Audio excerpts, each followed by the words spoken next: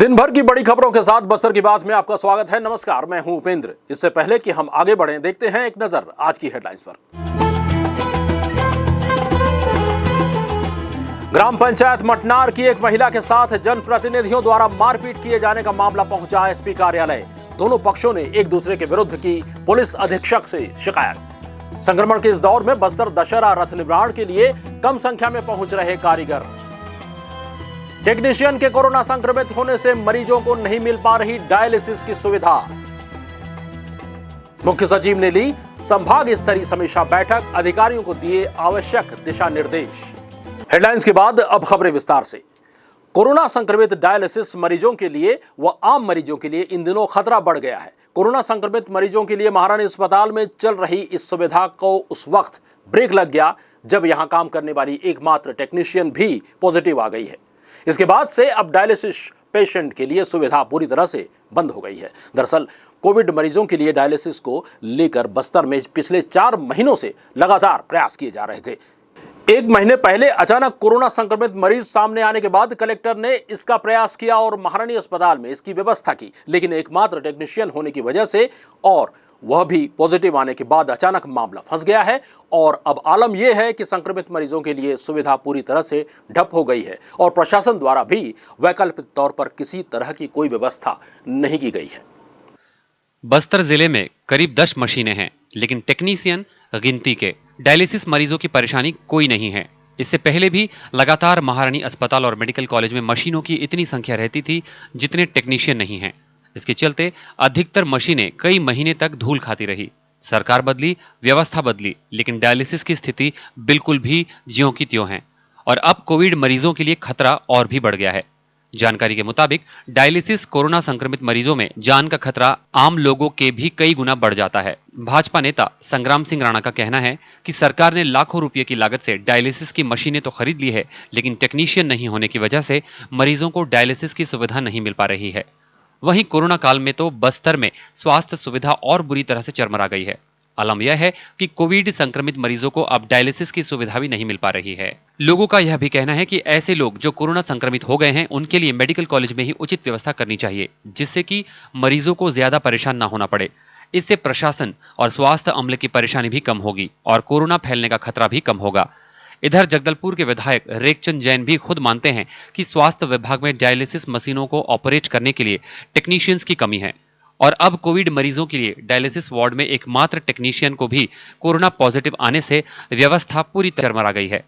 हालांकि विधायक का कहना है कि जिला प्रशासन और वे खुद इसके लिए गंभीर है और टेक्नीशियन भर्ती के लिए विज्ञप्ति भी जारी की गई है।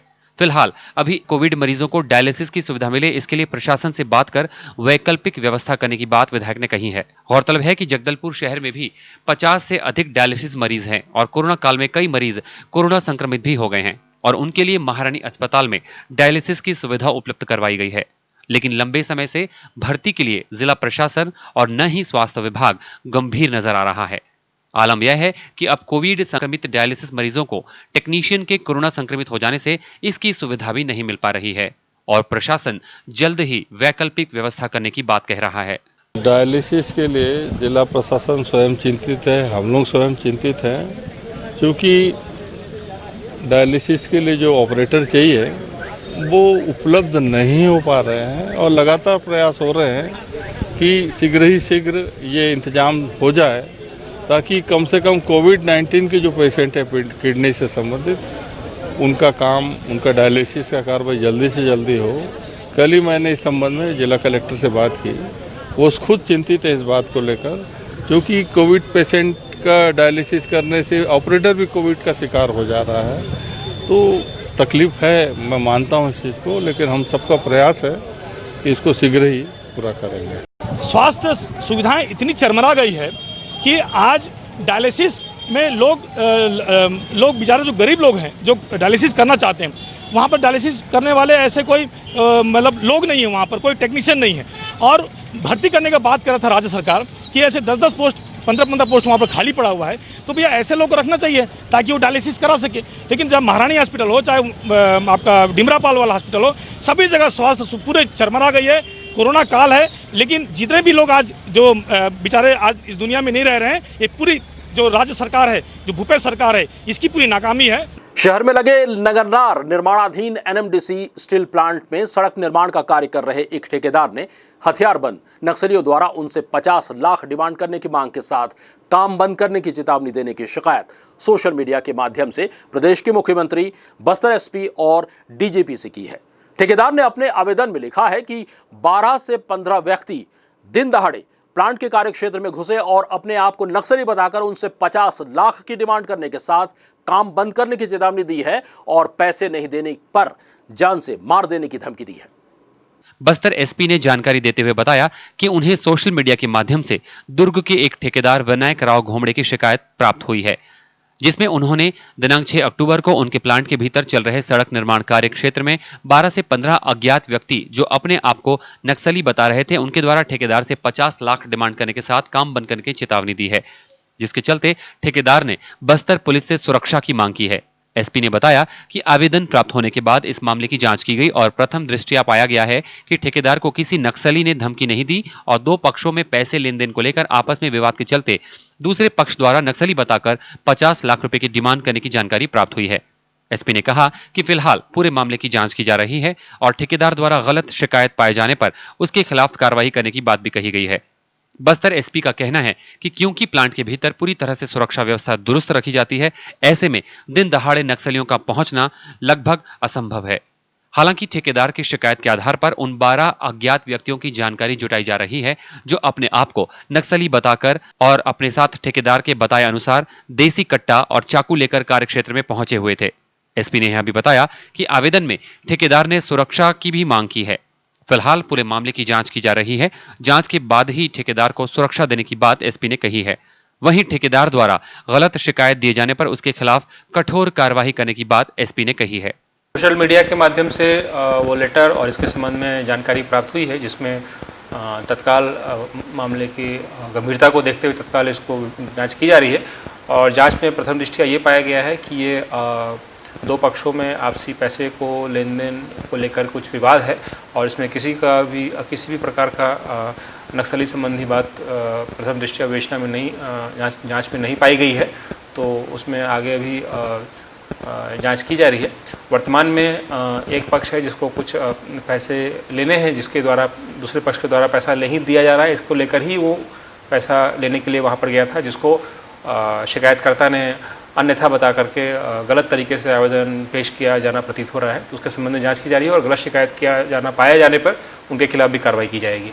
ग्राम पंचायत मटनार में एक महिला ने ग्राम पंचायत जनप्रतिनिधियों के द्वारा मारपीट किए जाने की शिकायत शुक्रवार को एसपी कार्यालय पहुंचकर एसपी से की। वहीं ग्राम पंचायत के जनप्रतिनिधियों ने शनिवार को एसपी कार्यालय पहुंचकर उक्त महिला पर ग्राम पंचायत की गिट्टी चोरी करने का आरोप लगाते हुए उसके द्वारा गलत रिपोर्ट लिखाने की शिकायत एसपी से की है। आइए देखते हैं एक रिपोर्ट। मटनार ग्राम पंचायत मटनार की एक महिला पद्मालिया तिवारी शुक्रवार को एसपी कार्यालय पहुंचकर ग्राम पंचायत के जनप्रतिनिधियों द्वारा उससे मारपीट करने की शिकायत करने पहुंची थी। इस दौरान उसने बताया, शिकायत करना है सर, वो मारपीट के बारे में। किससे मारपीट हुआ? मेरे से। कौन किया मारपीट? सरपंच और उप सरपंच और पंच। कौन सा गांव? मटनार। किस मामले को लेकर मारपीट? तो कुछ मामला नहीं है, मैं ना पानी जाती हूँ 4-4:30 बजे, मेरे घर में पानी नहीं है, कुछ नहीं है, बच्चे के साथ रहती हूँ, तो नल नहीं लगा दिया सरपंच वो जलन के लिए, तो मैं उसी के लिए पानी के लिए गई थी, तो मेरे को ना वो गलत साबित करके ना तेरे चोरी फंसाएंगे बोल के ना वो तेरे बेइज्जती करेंगे बोल के मेरे को दौड़ा के घर से पानी गई थी और दौड़ा के घर से घसीट करके मेरे को ला के मारपीट किया। वो थाने में शिकायत की है? हाँ शिकायत की, बच्चे के साथ गई थी, तो ना दोनों माँ बेटे को बिठाए थाना वाले, दिन भर भूखे और हमको बेइज्जती करा दी और फिर कुछ नहीं किए कार्रवाई। कौन सा थाना में रहते? करपावन।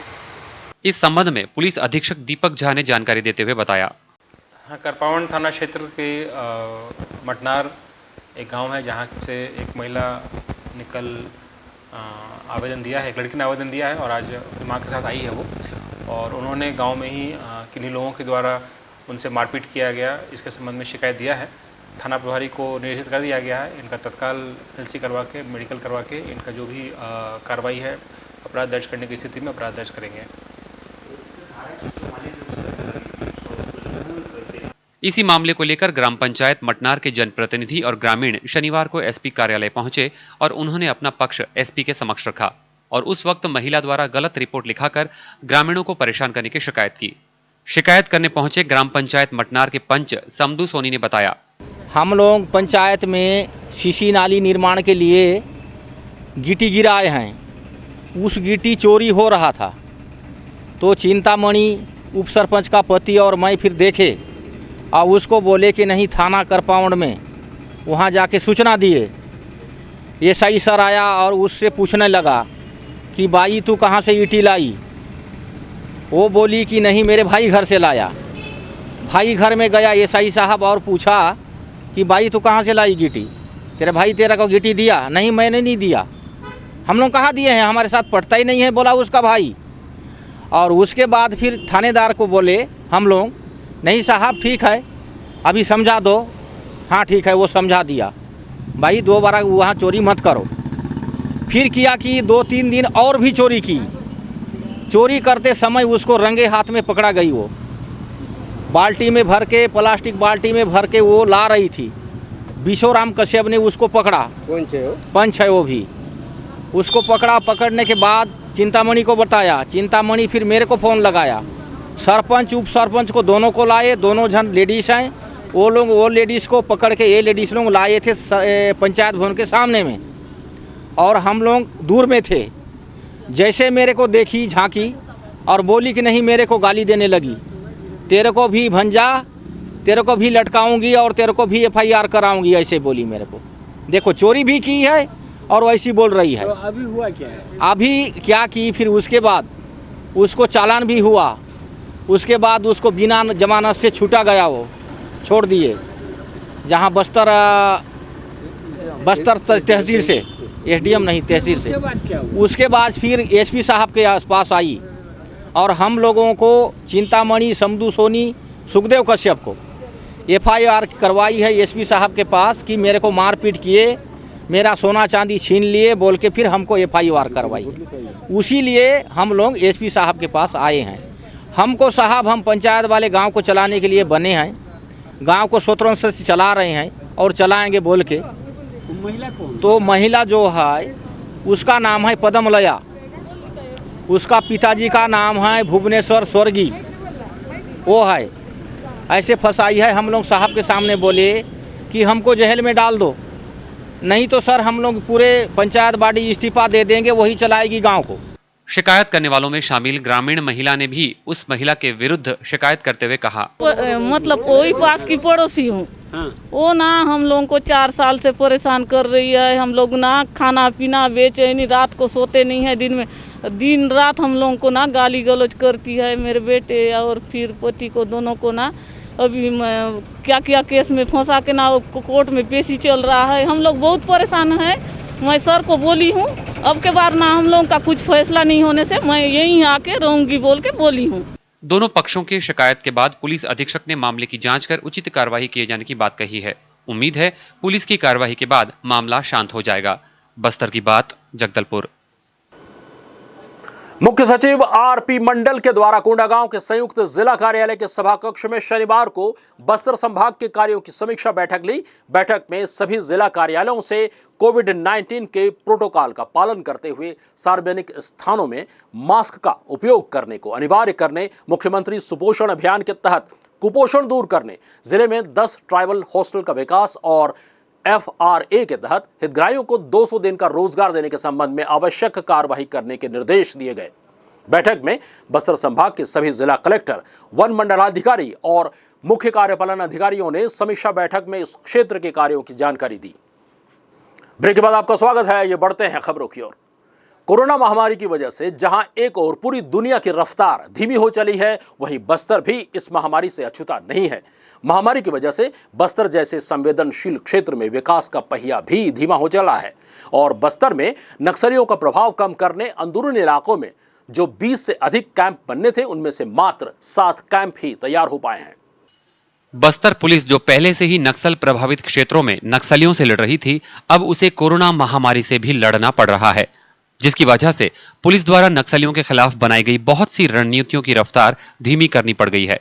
इस मामले को लेकर Bastar range IG Sundarraj P ने बताया कि पुलिस ने बस्तर संभाग के अति संवेदनशील क्षेत्रों में 20 से अधिक नए पुलिस कैंप बनाने की योजना बनाई थी, लेकिन कोरोना संकट के चलते अभी सिर्फ 7 नए पुलिस कैंप की ही स्थापना हो पाई है।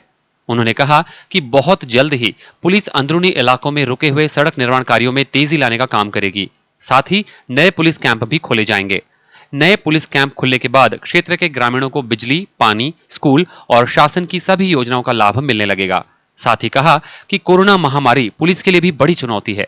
इस चुनौती की वजह से निर्माण कार्यों की गति धीमी हुई है, लेकिन बहुत जल्द ही यह सभी कार्य पुनः सुचारू रूप से शुरू हो जाएंगे। बस्तर क्षेत्र में जनता की रक्षा के लिए और विकास कार्य को आगे बढ़ाने के लिए पूर्व में नए कैंप्स खोले जाते हैं। वर्ष 2020 में अब तक 7 नए कैंप खोले गए थे। इसी कैंप्स के माध्यम से सड़क निर्माण, पुल पुलिया निर्माण कार्य बहुत तेजी से आगे बढ़ाया जा रहा है और आने वाले समय भी हम इन इलाका में जो खासतौर पर जो कोर इलाका होता है नक्सल का, उसमें एक कदम आगे बढ़ने की दृष्टि से हमारा कुछ कैंप्स और भी खोलना प्रस्तावित है।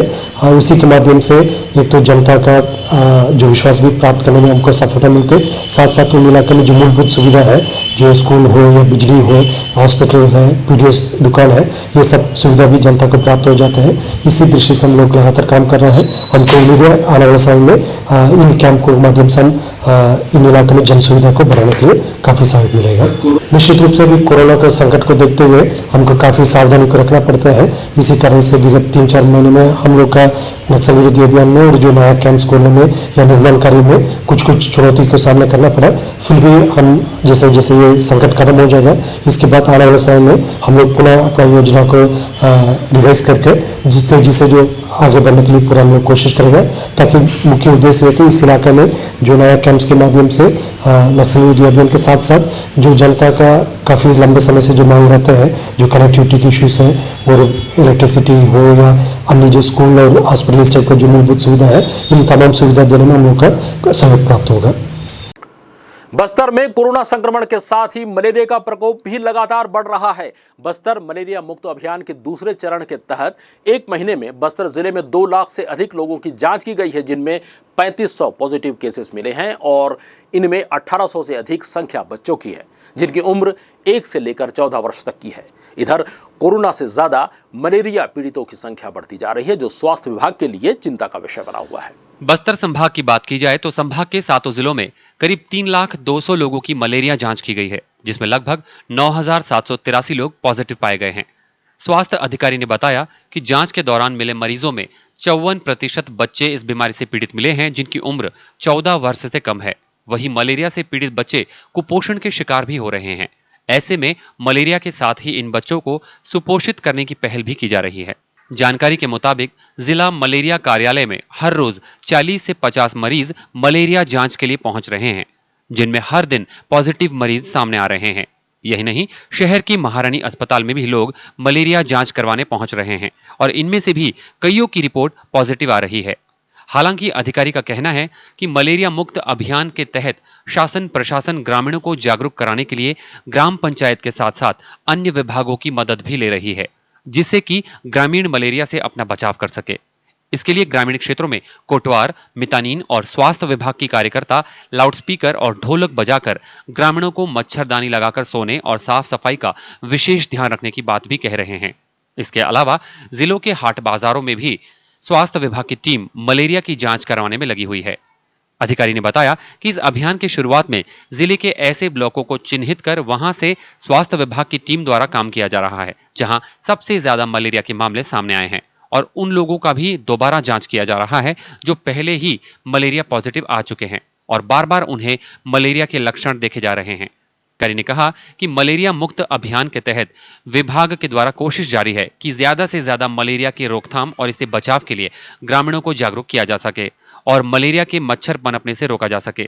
गौरतलब है कि पिछले 2 साल के आंकड़ों की बात की जाए तो सन 2018 में पूरे बस्तर संभाग में 7,425 मलेरिया पॉजिटिव मरीज मिले। वहीं 2019 में 6,486 मलेरिया पॉजिटिव पाए गए। वहीं इस साल अब तक 9,783 लोग मलेरिया पॉजिटिव हैं। ऐसे में कहा जा सकता है कि पिछले सालों की तुलना में इस साल मलेरिया से ग्रसित मरीजों की संख्या में काफी तेजी से इजाफा हुआ है। हालांकि शासन प्रशासन के अधिकारी बस्तर को मलेरिया मुक्त करने के लिए अपनी पूरी ताकत झोंक देने की बात कह रहे हैं। मलेरिया की अगर कोरोना वायरस से तुलना की जाए तो पिछले 3 महीनों में बस्तर जिले में कोरोना के सिर्फ 58 मरीज मिले हैं। वहीं बस्तर संभाग में अब तक करीब 308 लोग कोरोना पॉजिटिव पाए गए हैं। कोरोना से ज्यादा मलेरिया पीड़ितों की संख्या बढ़ती जा रही है, जिसके लिए स्वास्थ्य विभाग को गंभीर होने की आवश्यकता है। मलेरिया मुक्त बस्तर अभियान चला रहे हैं, जो कि एक बहुत पूर्ण कार्यक्रम है। बट हमारे सामने अभी हम लोग 3 लाख जो 80,000 का पॉपुलेशन, 131 सब सेंटर और 423 जो गांव है उसमें चला रहे हैं। ये जो ग्राम है मतलब मलेरिया की दृष्टि से हाई एंडेमिक है। यहाँ पर बार बार यानी कि मलेरिया के केसेस आते रहते हैं और कहीं कहीं मृत्यु की भी शिकायत हुई है और ये पहुंचविहीन क्षेत्र हैं। तो ऐसे क्षेत्रों को हम लोग आइडेंटिफाई करके इन ग्रामों में पहले अभियान चला रहे हैं। इसके अंतर्गत अभी हम लोग कम से कम 58% जो पॉपुलेशन है हमने ये 1 जून से चालू हुआ था। 1 जून से पहुंचविहीन क्षेत्रों में, फिर बाकी जो हाई API वाले हैं जहां मलेरिया की जो पैरासाइट वार्षिक सूचकांक ज़्यादा है, ऐसे जगह में फिर और भी जहां पर इस तरह के मलेरिया बार बार रिपोर्टिंग होती रहती है या डेथ वेथ की सूचना है, इनका एक कार्य योजना बना करके हमने 1 जून से अभी तक संचालित कर रखे। इसमें 58 पॉपुलेशन हम लोग कवर कर लिए हैं, जिसमें 3500 के आसपास हैं जो पॉजिटिव मरीज मिले हैं। 3500 में 54% है जो बच्चों की 1 से 14 वर्ष की जो पॉपुलेशन है वो बच्चे हैं। भरसक यानी कि कोशिश कर रहे हैं कि ये जागरूकता है लोगों तक पहुँचे और इसमें यानी कि लोग ज़्यादा से ज़्यादा भागीदारी लें और जो मच्छर पनपने के जो स्रोत हैं, जो जगह है, उसमें जल निकासी का साधन बना रहे, है ना। हमारे पास जो मलेरिया रोधी जो जितनी दवाइयाँ हैं वो पर्याप्त मात्रा में हैं और जो मेडिकेटेड जो मच्छरदानी है उसका भी वितरण हम लोग पूरे ब्लॉक में अलग अलग वर्ष कार्य योजना बनाकर एक बार बांटा जा चुका है। इसके लिए हमारी मितानिन जो बहनें हैं और पंचायत का जो कोटवार है उनको हम लोग आग्रह किए हैं और इसको जिम्मेदारी दे रखे हैं कि शाम को कम से कम वहाँ पर सीटी बजाकर या ढोल पीटकर या नगाड़ा से किसी तरह से यानी कि कोई भी साधन अपना करके अपना यानी कि एक ग्राम में उस पारा मोहल्ला में एक जागरूकता अभियान चलाए, ये सीटी बजा के उसकी मतलब लोगों को संदेश दे इसके माध्यम से कि अब शाम हो गया है, रात को सोते समय आप लोग मच्छरदानी का उपयोग करिए। कोरोना संक्रमण के शुरुआती दौर में लोगों को संक्रमण से बचाने के लिए सार्वजनिक परिवहन पर सरकार ने पाबंदी लगा दी थी। बाद में परिवहन सेवा शुरू करने की इजाजत नियम व शर्तों के तहत बस ऑपरेटर्स को दे दी गई, लेकिन जगदलपुर में ऑपरेटर्स ने परिवहन सेवा शुरू नहीं की। ऐसे में आम आदमी को एक स्थान से दूसरे स्थान पर जाने के लिए भारी समस्या का सामना करना पड़ रहा है। वहीं नगर निगम द्वारा पूर्व में चलाई जा रही सिटी बसेस पुनः शुरू करने की मांग जोर पकड़ने लगी है, लेकिन टेंडर प्रक्रिया न होने के कारण ये बसें गैराज और यार्ड में खड़े खड़े धूल खा रही हैं और कबाड़ होने की स्थिति में पहुंच गई है। वहीं निगम आयुक्त टेंडर प्रक्रिया पूरी करने व जल्द सिटी बसेस सेवा शुरू करने की बात कर रहे हैं। जिले के ग्रामीण क्षेत्रों के रहवासियों को कम दामों में परिवहन की सेवा मिल सके, इसके लिए 3 साल पूर्व जिले में सिटी बस सेवा की शुरुआत की गई थी, जिसके तहत राज्य सरकार ने नगर निगम को 10 सिटी बसें दी थी। लेकिन इस योजना का लाभ लोगों को कुछ ही महीने मिल पाया और पिछले 1 साल से 10 में से 8 सिटी बसें निगम के यार्ड में और गैरेज में खड़े खड़े धूल खा रही है। निगम के नेता प्रतिपक्ष संजय पांडे ने निगम की कार्यशैली पर सवाल उठाते हुए इस योजना को लागू करने में वर्तमान सरकार को पूरी तरह से विफल होना बताया है।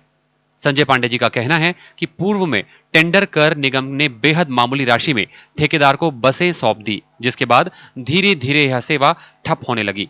आलम यह है कि अब टेंडर के अभाव में ये बसें खड़े खड़े कबाड़ हो रही है और यहां तक कि निगम का कोई अधिकारी इन सिटी बसों की व्यवस्था सुधार करने की जिम्मेदारी तक नहीं ले रहा। पिछले नगर निगम के कार्यकाल में राज्य सरकार की एक महती योजना JNURM के तहत एक बस की खरीदी हुई थी। रायपुर से खरीदे होकर ये जगदलपुर भेजा गया था। शहरी और ग्रामीण नेटवर्क को मजबूत करने का, जो आवागमन का नेटवर्क होता है उसको मजबूत करने के सरकार का एक अभिनव अच्छा प्रयास था। परंतु नगर निगम में जो सरकार थी यहाँ पे, जो सरकार है, उन्होंने इसको कभी गंभीरता से नहीं लिया। टेंडर हुआ और बहुत मामूली कीमत में, चूँकि ये नगर निगम की सामान्य सभा में नहीं आना था, राज्य सरकार प्रवर्तित योजना थी, बहुत मतलब रेयर, मतलब इतने में तो कोई अपना ऑटो भी नहीं देता, ऐसे कम दर पे इसको चलाने की अनुमति दी गई। देखरेख करने के लिए नगर निगम से कोई एजेंसी तय नहीं हुई, कोई अधिकारी इसमें सीधे जवाबदेह घोषित नहीं हुआ, और उसका परिणाम है कि वो बस जर्जर से जर्जर हालत में होकर लॉकडाउन की वजह से बंद नहीं है, एक तरह पूरी तरह से जर्जर हो गई हैं। लॉकडाउन तो एक बहाना है, और अब चूंकि पिछले ठेकेदार ने छोड़ दिया है तो उसका भगवानी मालिक है। नगर निगम से ये पता चला है कि नए सिरे से टेंडर की प्रक्रिया चल रही है। मुझे लगता है ये प्रक्रिया चलाते रहेंगे। एक्चुअल में इच्छा किसी की नहीं, क्योंकि जो गोलमाल करना था वो खरीदी में, टेंडर प्रक्रिया में पहले ही हो चुका है। वहीं इस मामले में निगम आयुक्त पुनः टेंडर प्रक्रिया पूरी कर सिटी बसें दोबारा शुरू करने की बात कह रहे हैं। आयुक्त का कहना है कि पिछले 1 साल से खड़ी बसों को सुधारा जाएगा और इसके लिए संबंधित ठेकेदार से वसूली की जाएगी और जल्द ही इन सिटी बसों का लाभ बस्तर की जनता को मिले, इसके लिए नए टेंडर की प्रक्रिया जल्द पूरी की जाएगी। पूर्व में जो सिटी बस संचालित किया जा रहा था, 10 सिटी बसें थी, उसको जो ऑपरेटर हमारे थे उन्होंने काम बंद कर दिया और कुछ उनसे रिकवरी भी हमारी होनी है, इसमें कार्रवाई चल रही है। और पूर्व में हमारे जो यहाँ के अधिकारी जो थे, हमारे जो कमिश्नर साहब, उन्होंने इसके लिए प्रयास भी किया था और टेंडर निकाला था, और उस समय कोई इसके लिए टेंडर नहीं किया है। और अभी वर्तमान में जैसे लॉकडाउन की स्थिति है और जैसे हमारे जो सार्वजनिक जो वाहनें हैं जो चलती हैं वो कम चल रही हैं, तो अगर सिटी बस चलती है तो लोगों को सुविधा होगी। इसी को ध्यान में रखते हुए फिर से उसको टेंडर करने की प्रक्रिया की जा रही है, और उसमें हम प्रयास करेंगे कि अच्छे जो लोकल जो यहाँ के ऑपरेटर्स हैं वो उसमें भाग लें और पुनः सिटी बस संचालित हो। और जो सिटी बसें हैं उसमें से अभी जैसे हम 2 सिटी बसें हैं वो शासकीय जो हमारे डॉक्टर्स वगैरह हैं उनको लाने ले जाने के लिए उसका उपयोग किया जा रहा है, और बाकी जो बसें हैं उसमें कुछ तकनीकी खराबी है तो उसको भी सुधारने का कार्य किया जा रहा है। और जैसे ही टेंडर का कंप्लीट हो जाएगा और नए जो हमारे ऑपरेटर आ जाएगा तो फिर उसमें जो ऑपरेशन हम चालू कर देंगे और लोगों को आवाजाही में काफ़ी सहूलतें होगी।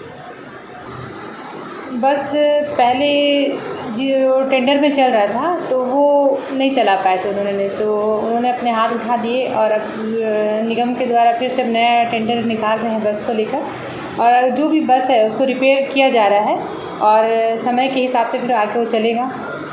गौरतलब है कि लॉकडाउन के शुरुआती दिनों से बंद हुई परिवहन सेवा 3 महीने पूरे करने जा रही है। जिले के सभी ब्लॉकों में गरीब तबके के लोगों का आने जाने का एक बेहतर जरिया सिटी बस सेवा हो सकती है, लेकिन आरोप प्रत्यारोप की राजनीति और अधिकारियों की निष्क्रियता के चलते जरूरतमंद लोगों को इस सेवा का लाभ नहीं मिल पा रहा है और सबसे ज्यादा नुकसान बस्तर के ग्रामीण क्षेत्रों की जनता को उठाना पड़ रहा है। बस्तर की बात, जगदलपुर। कोरोना संक्रमण ने हर 30 त्योहार को प्रभावित किया है और अब इसका असर बस्तर के विश्व प्रसिद्ध बस्तर दशहरे में भी देखने को मिल रहा है। जिस रथ को बनाने में हर साल 150 से 200 ग्रामीण कारीगर आया करते थे, पर कोरोना काल की वजह से इस साल मात्र 50 कारीगर ही पहुंचे हैं। विश्व प्रसिद्ध बस्तर दशहरा की मुख्य रस्म रथ परिक्रमा है और इस रथ का निर्माण करने बस्तर के 2 गांव बेड़ा उमर और झाड़ उमड़ गांव से लगभग 150 से 200 ग्रामीण जगदलपुर के सिरासार भवन पहुंचते हैं, पर इस वर्ष कोरोना संक्रमण की वजह से मात्र 50 ग्रामीण कारीगर ही पहुंच पाए हैं। और ऐसे में जब पहले से ही रथ निर्माण की लकड़ी लाने में ग्रामीणों के साथ विवाद के कारण देरी हो चुकी है, ऐसे में प्रशासन की चिंता बढ़ गई है कि 200 ग्रामीण की जगह 50 ग्रामीण समय पर क्या रथ का निर्माण कार्य पूरा कर पाएंगे, और वहीं समय पर रथ निर्माण करना ग्रामीणों के लिए भी एक चैलेंज बना हुआ है। पुलिस अधीक्षक दीपक झा और अतिरिक्त पुलिस अधीक्षक ओम प्रकाश शर्मा के दिशा निर्देश पर उप पुलिस अधीक्षक पंकज ठाकुर यातायात एवं यातायात टीम द्वारा कार्रवाई की जा रही है। इसके साथ ही लोगों को यातायात नियमों की जानकारी देकर समझाइश दी जा रही है। कार्रवाई के साथ ही लोगों को हेलमेट की उपयोगिता भी समझाई गई। जिन लोगों ने यातायात नियमों का पालन करते हुए सुरक्षित यात्रा की है, अन्य लोगों को भी जागरूक करने के लिए यातायात नियम पालन करने के लिए प्रेरित करने की बात कही गई है। उन्होंने सम्मान स्वरूप फूल, फल तथा छायादार पौधे दिया गया। बस्तर की बात में आज के लिए बस इतना ही। कल फिर आपसे मुलाकात होगी, तब तक हमें दीजिए इजाजत। नमस्कार।